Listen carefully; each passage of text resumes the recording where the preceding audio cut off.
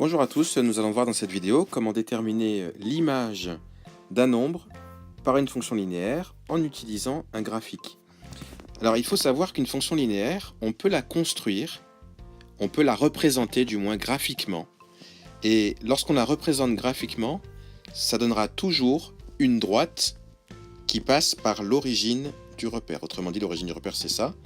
Donc c'est toujours une droite qui passe par l'origine du repère.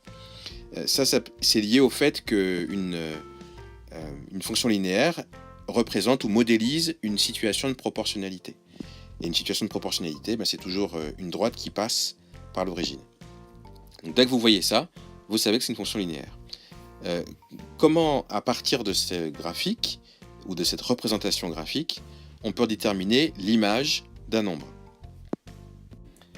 Alors du coup, prenons un exemple. On veut déterminer l'image de 1 par la fonction f que j'ai représentée donc graphiquement ici.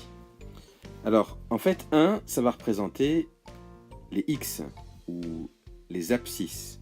Alors en fait, cet axe-là, horizontal, c'est ce qu'on appelle l'axe des abscisses.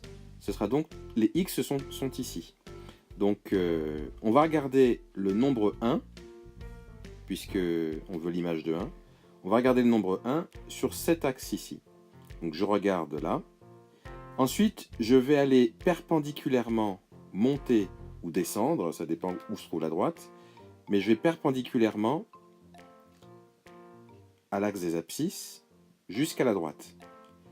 J'arrive sur un point et je vais lire l'ordonnée de ce point sur l'axe des ordonnées. Et donc, l'ordonnée de ce point, c'est 3. Donc finalement, je peux dire que l'image de 1 par f, c'est 3. Et donc je peux écrire, d'après le graphique, donc f de 1, c'est égal à 3. On pourrait prendre un autre exemple. Imaginez maintenant que je cherche à savoir quelle est l'image de 2 par la fonction f. Donc comme je cherche l'image de 2, je regarde sur l'axe des abscisses où se trouve le 2. Eh bien, il se trouve ici.